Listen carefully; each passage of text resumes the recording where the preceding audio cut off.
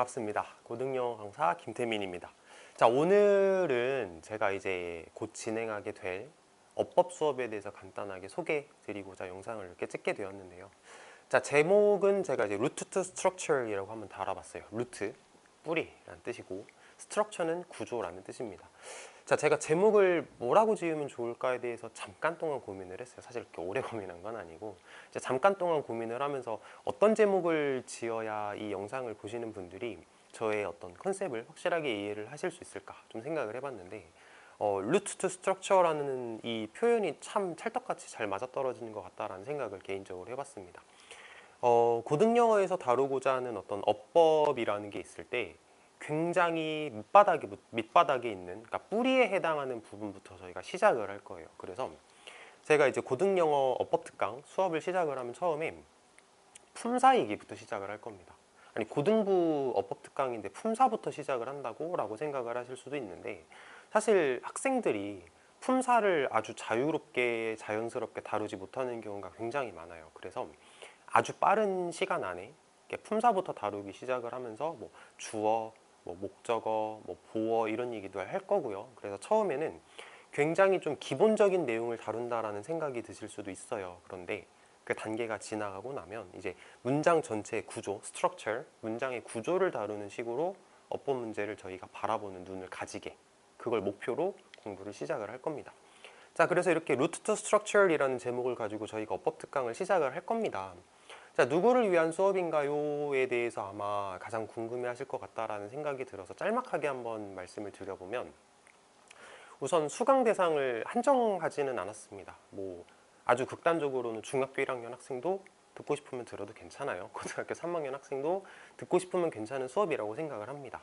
그런데 너무 이렇게 폭을 넓게 잡으면 사실상 좀 혼란스러울 수 있기 때문에 제가 어느 정도 예상하는 범위라는 게 있겠죠. 저는 이제 뭐 아주 밑에서부터는 뭐 예비 중3 정도부터 시작을 해서 예비 고등학교 2학년 혹은 3학년 학생들 중에서도 나는 어법을 한번 정리를 해보고 싶다 하는 예비 고3 학생들 정도까지도 수강하기 좋게 수업을 잘 구성했다라고 말씀을 드릴 수 있겠는데, 자, 문제를 하나 보겠습니다. 제가 실제로 모의고사에 출제됐던 어법 문제를 하나 가지고 와봤어요. 모의고사는 현 트렌드상 29번 한 문제가 어법 문제로 출제가 되는데, 자, 제가 what에다가 이렇게 빨간색 네모를 쳐놨어요. 글씨 잘 보이시나요? 자, what에다가 체크를 해놨는데, 자, 이 문제를 만약에 푼다라고 했을 때 나는 what은 뒷문장이 불완전하지, 그러니까 뒷문장을 볼까라고 생각하면서 문제를 푸셨다면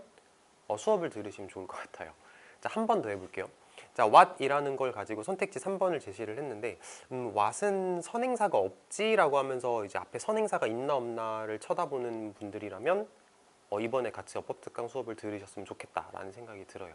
제가 앞에서도 언급을 한번 했지만 구조를 보는 연습을 할 겁니다. 그러니까 방금 전처럼 what을 보고 뭐 뒷문장이 불완전하네, 이건 구조를 안 본 거예요. 또 what을 보고 what은 선행사가 없어야지 라는 생각부터 하셨다면 이건 구조를 안 본 겁니다. 뭐 개인적인 생각일 수는 있겠으나 어법 문제를 이렇게 풀면 안 돼요. 어법 문제는 문장 전체의 구조를 따져가면서 요 선택지 3번 여기에 해당하는 게 뭐 예를 들면 뭐 수식을 담당하는 구조인지 목적어에 해당하는 구조인지 구조를 파악하는 걸로부터 시작을 해야 합니다.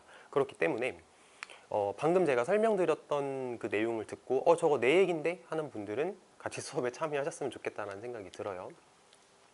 자, 이론만 배우는 어법 수업이 아닙니다. 자, 무슨 얘기냐면 통상적으로 어법 특강을 한다라고 하면은 우리가 어떤 생각하는, 예상하는 것들이 있어요. 뭐 명사절 접속사라는 건 이렇고, 뭐 관계대명사는 이렇고, 뭐 능동태가 어떻고 수동태가 어떻고 하는 그런 어떤 지루한 어법적 내용만 줄줄줄줄 읊는 그런 수업을 일반적으로 생각을 하실 수가 있겠는데, 그런 수업은 절대로 아닙니다. 이론만 배우는 수업이 아니고, 자, 밑에 나와 있는 것처럼 출제를 어떻게 하는지, 출제자의 시선에서 문제를 어떻게 냈고, 그럼 우리는 그 출제자의 의도를 어떻게 따라가면서 어떤 메커니즘으로 문제를 풀어야 하는지 그 이해를 목표로 하는 수업이다 라고 생각을 해주시면 좋겠습니다. 단순하게 어법적 내용만 줄줄 설명하는 수업은 절대 아닙니다. 중등부와 다른 어법 출제 방식에 대해서 제가 위에다가 간략하게 적어놨는데 이런 거예요. 중등부에서는 가령 시험 기간에 뭐 1과에서 배우는 내용이 뭐 투부정사야. 이 과에서 배우는 내용이 분사구문이야 라고 하면은 실제로 시험지에 나오는 어법 문제는 진짜로 그 내용만 나오죠. 뭐 분사구문만 나와, 투부정사만 나와. 그리고 실제로 학생들 입장에서도 무의식적으로 지금 내가 푸는 문제는 투부정사 문제일 거야 라고 생각을 하면서 접근을 하게 돼요. 그런데 고등부는 문제를 그렇게 안 냅니다. 고등부는 문제를 어떻게 내냐면, 자, 한번 보실게요.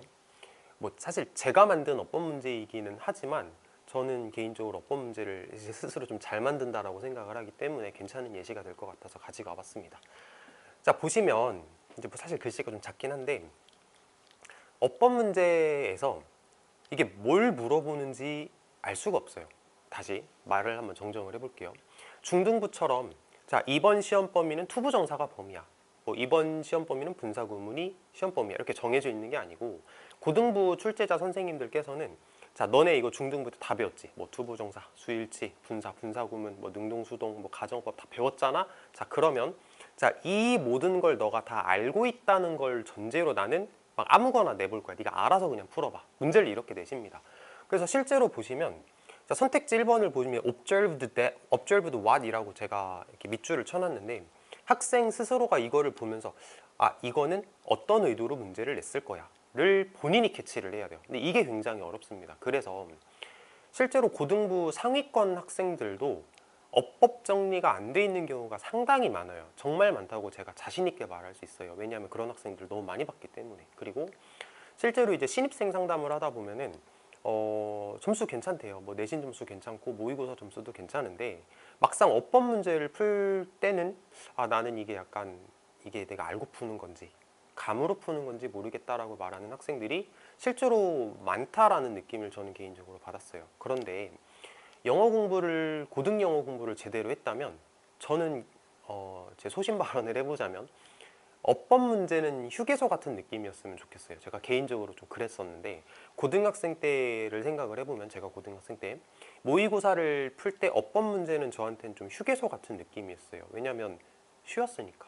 왜냐면 출제를 하는 범위가 명확하게 정해져 있다는 걸 알고, 나는 이 부분에 대해서 명확하게 알고 있고, 문장 구조를 보면서 풀면은 쉽게 풀리는 걸, 이걸 왜 어렵다고 생각하나라고 저는 생각하면서 풀었던 기억이 있는데, 어법은 중등부와 다른 출제 방식을 가지고 있지만 명확하게 그 메커니즘이 정해져 있습니다. 그것만 알면은 어법 문제가 그렇게 과히 어렵지는 않다라고 생각을 합니다. 그렇기 때문에 함께 공부를 하면서 어떤 어법을 정복하는 그런 성취를 한번 느껴보셨으면 좋겠다라고 저는 생각을 합니다.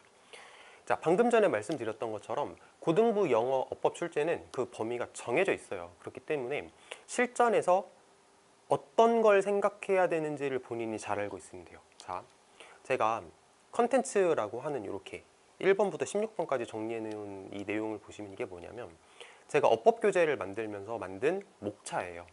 목차란 뭐다? 이게 고등부에서 다루고자 하는 메인 테마다. 이거 바깥으로 나가는 어법은 사실상 별로 없다. 이렇게 생각을 해주셔도 괜찮습니다. 자, 가령 이런 거예요. 제가 이제 영상을 보고 계신 여러분들께 질문을 한번 해볼게요. 자, 과거 시제, 현재 시제, 미래 시제를 구분하는 어법 문제가 고등부 영어에 나올까요? 안 나와요. 한 번 더 해볼게요. 능동수동을 구분하는 문제 나올까요? 이건 물론 나옵니다. 또 가정법 문제 나올까요? 어법 문제로 가정법. 가정법은 내신엔 나오는데 모의고사엔 안 나와요. 한 번만 더 해볼게요. 현재 완료를 쓰는지 마는지에 대한 어법 문제가 나올까요? 조금 어렵죠. 자, 모의고사에는 분명히 안 나옵니다. 그런데 내신에는 이제 경우에 따라 나올 수도 있고 안 나올 수도 있고, 근데 요즘에는 안 나오는 추세로 흘러가는 것 같다라는 게 제 생각입니다. 이런 식으로 고등부 영어를 공부를 함에 있어서는 어법 문제 뭐가 나오고 뭐가 안 나오는지를 어느 정도 파악하고 있는 게 필요하다라고 저는 전달드리고 싶습니다. 자, 어법 공부는 개인 피드백이 반드시 필요합니다. 반드시 필요해요. 이건 제가 정말로 또 자신 있게 말씀드릴 수 있는 건데, 어법 특강 혹은 어법 특화 수업 이런 것들을 진행을 하면서 선생님들이 이제 뭐 관계대명사 설명 쭉 하시고, 관계부사 설명하시고, 뭐 명사절 설명하시고, 자, 오늘 수업 끝났습니다, 자, 가세요, 이렇게 하면은 사실상 학생들 입장에서는 그냥 선생님의 퍼포먼스를 구경하다 가는 꼴밖에 안 된다라고 저는 생각을 해요. 수업 어떻게 진행을 할 거냐면, 제가 이제 수업을 하고 자, 이걸 가지고 이제 수업을 했다 치고 뭐 이렇게 뭐 문장 구조 만들고 판서했겠죠. 그럼 학생들이 열심히 받아 적었을 겁니다. 자, 그리고 나서 제가 이거를 그대로 출력해서 다시 한번 시험지를 줄 거예요. 자, 이제 당신의 힘으로 해보세요. 너의 힘으로 해봐. 그리고 제가 개인적으로 채점을 하고 피드백을 개인적으로 할 겁니다. 개인적으로 피드백을 한다라고 하는 게 분명히 단점도 있을 수는 있어요. 뭐 예를 들면 제가 그 수업에서 함께 할 수 있는 학생의 수가 그렇게 많을 수가 없습니다. 학생 수가 많아지면 피드백이 이제 어려워지기 때문에, 그렇기 때문에 이번에 겨울방학에 진행하는 어법 특강 수업 같은 경우는 최소한의 학생들만 데리고 진행을 하려고 해요. 가능하면 적은 학생들과 진행을 하면서 가능하면 이제 개인 피드백을 많이 해주고 학생들이 놓치고 있는 부분에 대해서 개인적으로 접근하면서 도와줄 예정입니다. 이렇게 돼요. 제가 이제 출력해주고, 자, 풀어와봐. 풀어왔어요. 저희를 보고, 자, 너 문장 구조 하나도 표시를 안 했어. 그냥 뭐 OX만 했어. 자, 그러면 자, 돌아가. 이건 채점해 줄 수가 없어. 자, 다시 해와 라고 얘기를 할 겁니다. 또 학생이 이제 주어 동사 뭐 괄호 열고 닫고 했어요. 근데 괄호 열고 닫고가 틀렸어. 그럼 제가 물어볼 거예요. 자, 여기 괄호 왜 열었을까? 괄호는 왜 여기서 닫았을까? 학생들을 좀 괴롭힐 겁니다. 물론 긍정적인 의미에서 괴롭힌다는 말이긴 하겠지만 괴롭힐 겁니다. 자, 여기 왜 네모 열었어? 왜 네모를 여기서 닫았어? 이거는 왜 주어라고 생각했어? 이거 동사 아니지 않아? 하면서 제가 계속 태클을 걸면서 괴롭힌다 혹은 이제 피드백을 해준다, 이런 식으로 수업 진행을 한다라고 보시면 되겠는데, 그 과정이 반복되면서 학생의 실력 성장이 있을 거라고 믿어 의심치 않습니다. 믿으셔도 괜찮아요. 자, 반드시 해석과 병행을 해야 합니다. 자, 고등부 수업을 할 때, 고등부 영어 공부를 할 때는 해석이 빠지면 절대 안 된다라는 게 저의 개인적인 생각이지만 맞는 생각일 겁니다. 해석을 못하는 건 말이 안 돼요.